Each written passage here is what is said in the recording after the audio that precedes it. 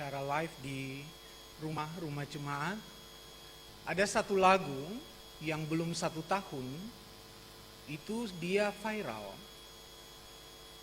Lagu ini paling suka didengar oleh anak-anak muda.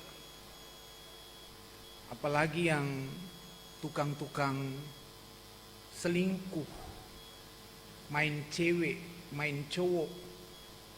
Karena tidak selamanya cowok main cewek saja, cewek juga main cowok. Ya. Lagu ini viral, dia dirilis itu tanggal 20 Mei tahun 2020. Nanti Mei bulan depan itu baru 1 tahun. Tapi belum 1 tahun itu sudah ditonton, di like, subscribe, diteruskan itu sudah hampir 30 juta kali. Ini yang pakai smartphone, HP pintar ini pasti jantung tak pukul, ini lagu apa? Akan bilang begini, beta suara sen terlalu bagus. Yang sing mau dengar ya tutup telinga saja sen jadi soal. Lagunya bilang begini, antara nyaman dan cinta, beta dilema, harus memilah, hati persapa, beta cinta tapi nyaman deng dia. Akan pun bagian akhir ancor. Jujur beta akui ini salah, tapi beta sing bisa bohongi rasa antara nyaman deng cinta. Anak-anak muda pasti suka dengar lagu ini. Beta yang pendeta saja beta suka-suka dengar lah. Bukan cuma suka dengar, malah beta hafal. Kenapa beta hafal? Karena keseringan didengar, keseringan diputar, makanya cepat hafal. Lagu ini sebenarnya beta boleh bilang minta maaf untuk penyanyinya kalau dia sementara dengar juga Onahe Tarua. Ya, beta sering tahu siapa yang cipta. Tapi sebenarnya lagu ini lagu Onosel, Laipose. Bayangkan, beta cinta Domingus, contoh. Tapi beta rasa nyaman dengan Agustinus. Ini model apa? Kalau beta cinta Domingus, ya beta harus nyaman juga dengan Domingus. Masa beta cinta Agustina, beta nyaman dengan Esperanza? Ini lucu. Ya karena cinta makanya nyaman. Dan karena nyaman makanya cinta.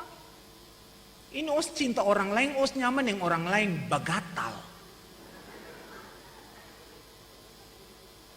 Itu cintanya harus dipertanyakan. Yang tatawa-tatawa nih kayaknya pengalaman ya. Kalau dia cinta, mestinya dia bilang dia cinta. Kalau dia sing cinta, ya jangan bilang cinta. Sebenarnya lagu ini juga mau kritik orang yang mendengar. Bahwa kalau beta melihat ada poin di situ. Kata mesti berkata jujur terhadap pasangan kita, terhadap orang-orang di sekitar kita. Yang paling ancur di bagian akhir, yang tadi beta menyanyi. Jujur beta akui ini salah. No kalau sesu akui ini salah, kenapa os masih tetap cari yang nyaman?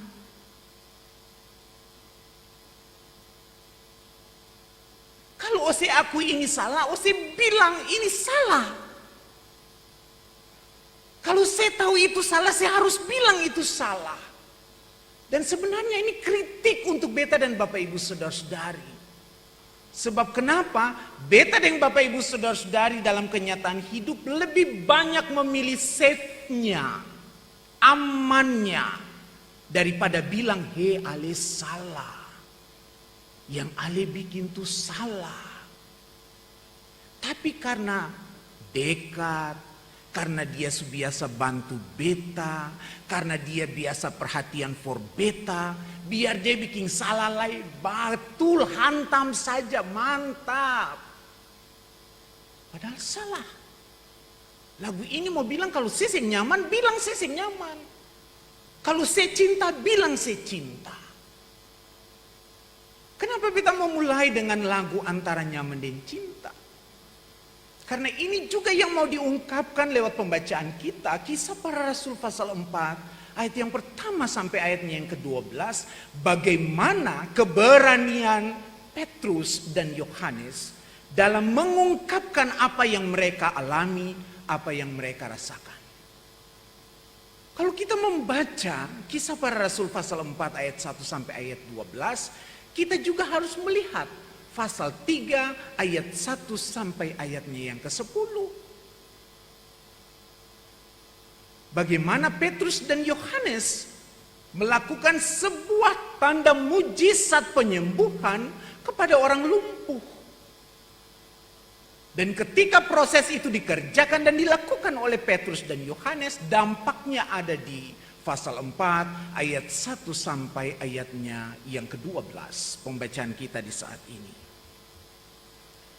Dan di pembacaan kita saat ini ingin menjelaskan 3 hal penting bagi beta dan Bapak Ibu, saudara-saudari jemaat. Catatan yang pertama yang ingin disampaikan adalah ada reaksi atau ada respon dari pemberitaan Petrus dan Yohanes tersebut. Reaksi atau respon itu dirasakan oleh siapa?